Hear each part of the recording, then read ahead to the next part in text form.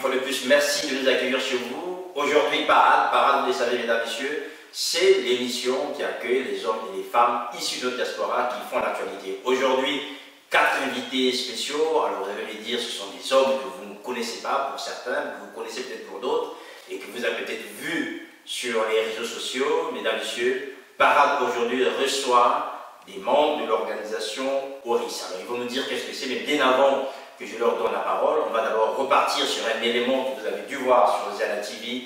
Il y a quelques jours, nous interrogions M. Godefroid Karanda qui nous disait ceci. Finalement, il y a eu encore des débats il y a quelques jours. Je ne sais pas où on a eu des réunions. Il y a des choses. Est-ce que le bureau est complet aujourd'hui? Vous me rassurez que votre bureau est complet. Mon bureau n'est pas la lecture complète, tout le monde est là. Mon bureau est complet. Parce que je vous ai dit que c'est une organisation secrète. Si quelqu'un dit qu'il est parti du syndicat, il vient de le démontrer. Mais il n'y a pas de débat. Voilà, par rapport à cette question, les concernés sont là. Je vais d'abord commencer par vous présenter mes invités. Monsieur Alain Makaya, vous pouvez rapidement vous présenter s'il vous plaît. Oui, bonjour mon cher Sir, Alain Makaya, je suis vice-président de ORIS. Je suis dans la stratégie et le développement, également la communication. Et donc merci de nous avoir reçus. Donc ORIS, en fait, c'est l'Observatoire républicain pour l'intégrité citoyenne et l'équité. À ma gauche, monsieur Marcus Kissa. Bonjour Auris, bonjour à tout le monde. Alors, moi j'étais secrétaire général du CNT, aujourd'hui président de Auris, et donc je vous remercie de nous accueillir, on développera tout à l'heure, j'imagine. Tout à fait. Bonjour, Blaise Chitembo. Donc, j'étais donc le chargé de la communication à l'époque où nous étions au CNT. J'avais donc pensé passer le flambeau à mon frère Alexis Passy, qui était du métier. Donc, et après, j'ai donc pris la responsabilité des relations extérieures. Aujourd'hui, je suis vice-président de ORIS. Miv. Alors, je suis monsieur Miv Toukidi, secrétaire général de ORIS. Alors, nous avons entendu ORIS, mais il y a bien avant ORIS, il y a le CNT. Alors, le CNT, c'est le Conseil national de transition, créé par Godefroid Karanda, co-présidé par le Lion de Makanda, que vous connaissez très bien. Vous l'avez entendu, Godefroid Karanda a mis au défi, en fait, Zana TV, de trouver sur cette planète, et notamment dans cette diaspora, des hommes qui seraient partis de sa formation politique, donc le CNT. Alors, j'ai ici les premiers concernés, c'est donc d'abord les 3 premiers, M. Alain Makaya, Marcus Kissa et Blaise Chitembo. Alors, messieurs, êtes-vous parti du CNT ou faites-vous encore partie de cette organisation politique présidée par Godefroid Karanda? Bon, alors, Jassir, merci pour cette question, c'est une très belle question. Alors, moi je ne suis plus du CNT, et ça je l'ai fait savoir sur les réseaux, par tous les moyens, et même par une question téléphonique que j'ai eu avec certains amis qui se posaient des questions, notamment mon départ. Effectivement, moi j'ai été au CNT pendant plus d'un trimestre, on va dire. Donc j'ai été appelé par M. Karanda, qui a vu la présence d'esprit de l'ancien concept qui m'intéressait depuis plus de 2 ans, parce que j'en ai parlé sur les réseaux déjà. Et donc j'ai trouvé que l'idée était très bonne, qu'il fallait l'aider dans ce sens. Oui. Donc j'ai apporté mon expertise, j'ai apporté tous les éléments qu'il a fallu pour mettre en place effectivement un projet de transition, un projet réfléchi de transition. Et donc voilà, et je pense que ma mission est arrivée à terme. Hein. Donc j'ai fait ce qu'il y a à faire, j'ai produit tous les documents, tous les éléments dont avait besoin le CNT, et je pense qu'il était temps pour moi de m'occuper d'autre chose dans ORIS. Voilà, alors, parlons de vous juste, Alain Makaya, des fois, quand on a bien fait pour le rendre, et finalement, vous n'étiez pas parti de votre propre gré, tout simplement, vous avez une mission à accomplir, en tant qu'expert, vous l'avez fait, il était temps que vous partiez. C'est ça? Bon, alors, il y a eu quelques petits soucis et quelques petits problèmes de déontologie et d'éthique au sein du CNT, qu'on ne va pas non plus énumérer là-dessus. Vous l'avez dit dans votre interview, un problème de faux profil qui nous a quand même dérangé. Et effectivement, ça coïncidait avec la fin de ma période de travail au sein du CNT. Mais bon, c'est mal tombé parce qu'effectivement c'est une coïncidence, mais je pense que c'était une très belle aventure, parce qu'on a quand même fait beaucoup de choses. On a essayé de comprendre qu'est-ce qu'on peut mettre en place au Congo pendant cette période, qui sera inévitable, hein, parce que là nous allons vers une transition. Et donc voilà, mais je pense que je confirme que je ne suis plus au CNT. Donc il faut profil, en fait, il a fini par reconnaître, en fait. Exactement. Ouais. Et ça vous embêtait. Oui, parce que normalement, moi je suis rattaché je m'attache beaucoup aux valeurs l'éthique. Hein. C'est très important. On ne va pas être dans une même structure et espionner les autres. Je pense que c'est. Voilà, donc sur ce point-là, en fait, on ne peut pas manquer d'éthique. Oui, sur ce point. Oui, je confirme, mais c'est pas normal. Voilà. Ce n'est pas normal, c'est aussi votre départ. Peut-être vous me direz, Marcus Richard, pourquoi êtes-vous parti exactement? Bah, je pense que c'est pour les mêmes raisons. Hein. J'imagine qu'il est même préférable de dire qu'on est parti parce que ce comportement nous a presque tous choqués. Oui.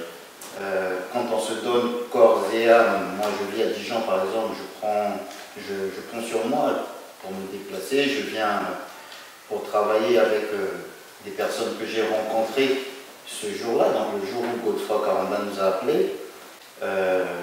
Au passage, je me permets de dire que j'ai découvert des personnes exceptionnelles, intègres, en tout cas c'est ce que je pense. Quand on se donne corps et âme pour une structure comme celle-là et qu'on a en retour ce manque de reconnaissance, je trouve que c'est malsain et insultant. Est-ce que c'est un problème d'ego? Je pense que c'est un problème d'ego. Je pense que c'est un problème d'ego parce que déjà quand on écoute son interview, le fait de ne pas reconnaître que nous étions au CNT et que nous sommes partis, ça démontre de la personnalité de M. Caranda. Alors il a mis au défi tout le monde, hein. Donc maintenant je m'adresse à vous, Blaise Témo, vous étiez aussi un membre important du CNT dans le bureau. Aujourd'hui vous êtes parti, est-ce pour les mêmes motifs éthiques? Bon, écoutez, moi je vais être franc et honnête, comme toujours.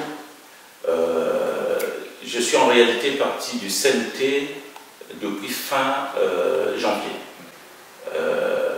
Nous y avons été conviés par M. Caranda en décembre, si j'ai bonne mémoire.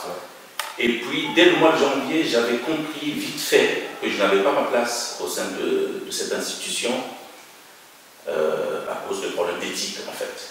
Je ne veux pas descendre en dessous de la ceinture.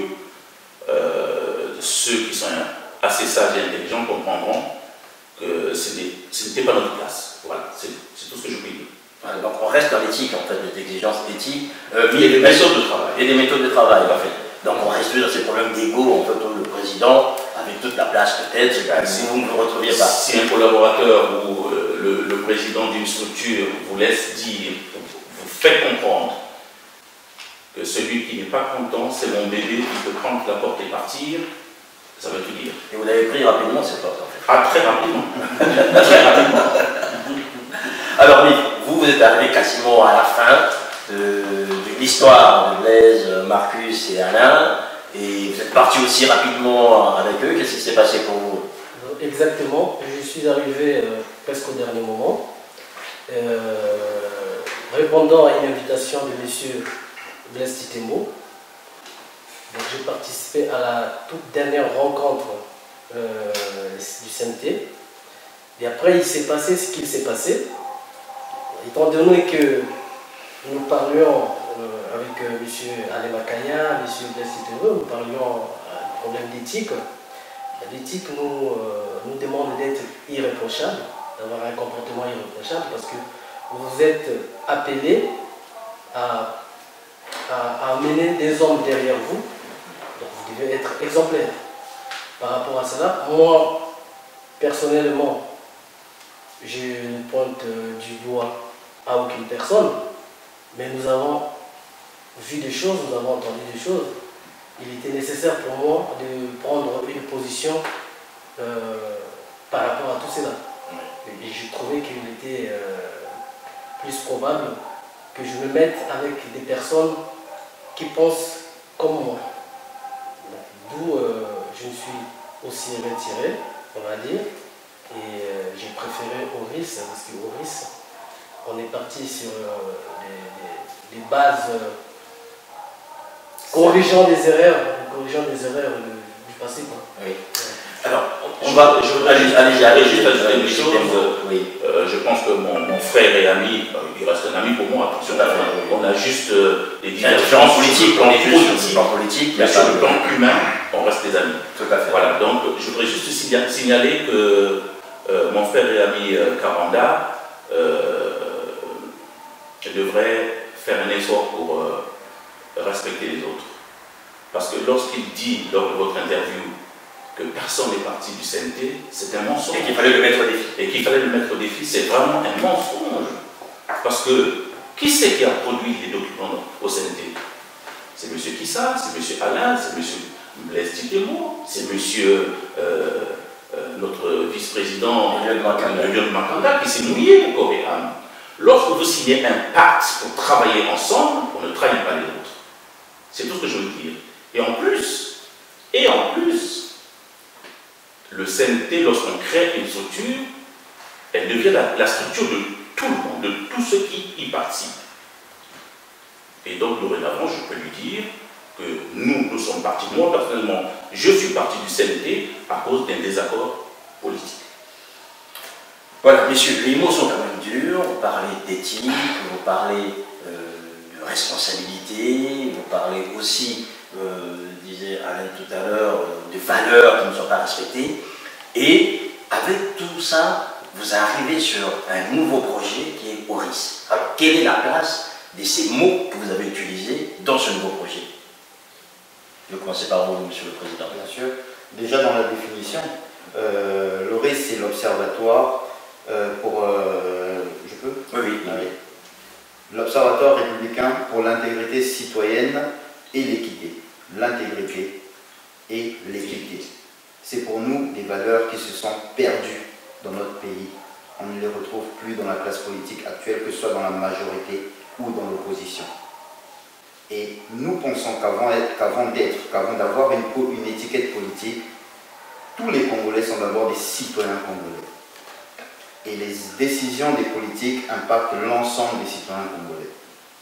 Partant de ce principe-là et en vertu de l'article 19 de notre Constitution, nous disons tout simplement que nous sommes en droit de dire à nos hommes politiques ce que nous pensons de leurs décisions.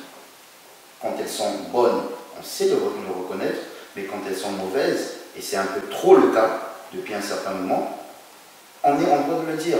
Et nous appelons tous les citoyens congolais à nous rejoindre autour de l'ORIS. Tout simplement.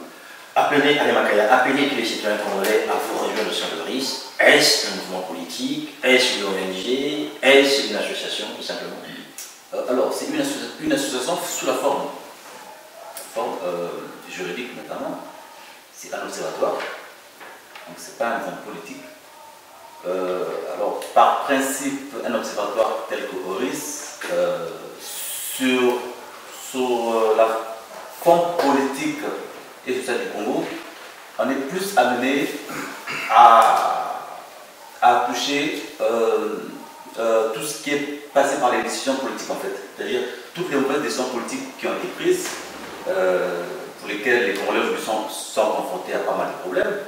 Effectivement, cela va remonter aux différents chantiers qu'ORIS aura à faire sur le terrain. Alors là, nous avons des sérieux problèmes au Congo, notamment on se rend compte que le mal-être, la mauvaise hygiène de vie devient normale. Et c'est bien dangereux. C'est-à-dire on a conformisé le mal-être. Et ça, je répète ça à pas mal de personnes, à beaucoup de gens. Et aujourd'hui, c'est tout à fait normal de voir le courant partir et de vivre sans eau pendant bientôt 20 ans, on va dire. Voilà.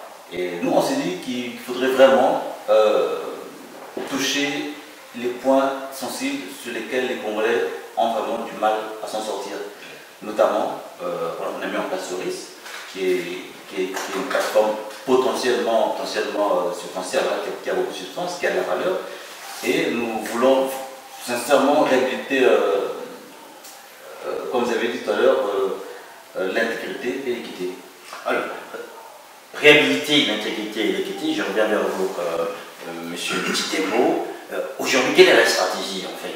Il y a quand même des associations aujourd'hui au Congo qui font quasiment le même travail que vous voulez faire, qui dénoncent pour certaines, qui essaient toujours de rappeler les gens politiques à cette intégrité que vous demandez. Quelle est la stratégie véritable, Boris, en fait, pour s'imposer dans le nouveau paysage en fait, que vous voulez réussir?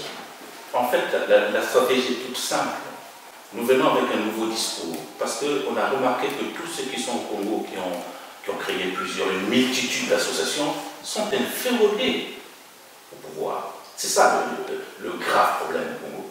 Vous allez constater que dans un pays de 4 millions d'habitants, il y a près de 350 partis politiques.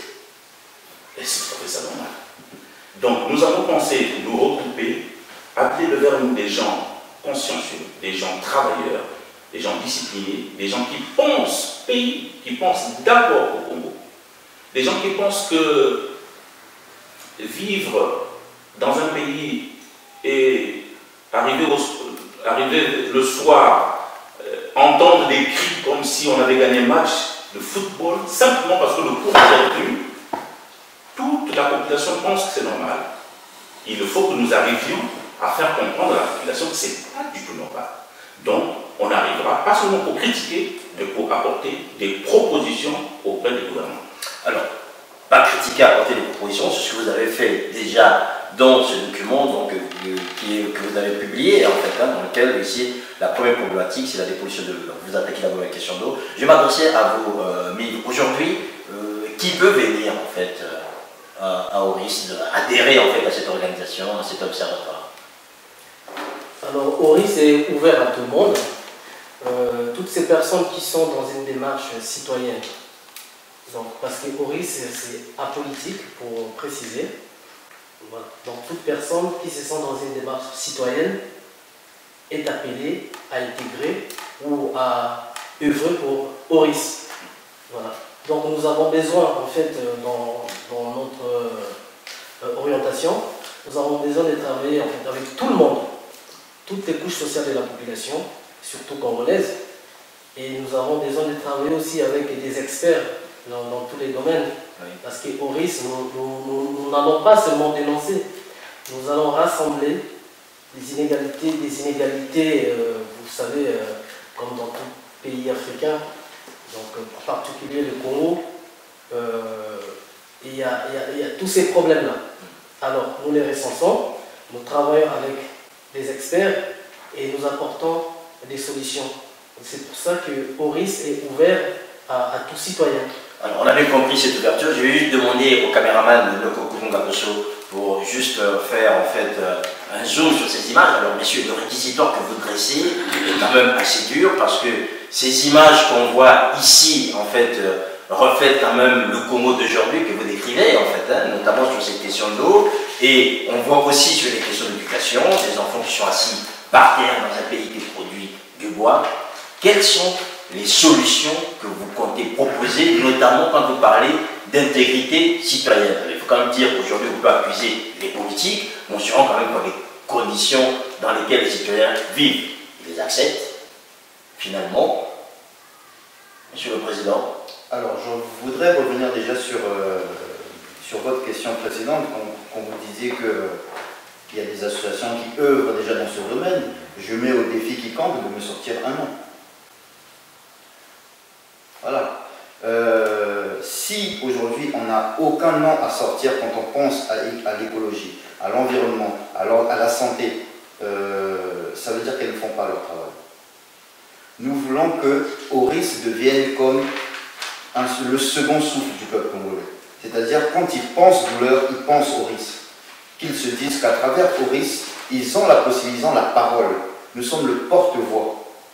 Nous voulons être le porte-voix justement de ces citoyens-là, qui, on parlait de la normalité, nous appelons ça la normalisation des vices. Tout à fait. C'est la normalisation des vices. On a l'impression que tout est fait pour faire comprendre aux Congolais que quand il n'y a pas le courant, c'est normal. Et quand il a 3 jours de courant d'affilée, il s'en étonne, alors que c'est son droit le plus légitime. Mais est-ce que le citoyen lui-même n'a pas intégré en fait? Mais si, mais pourquoi? La question, c'est pas de s'intéresser aux conséquences, c'est de s'intéresser aux causes.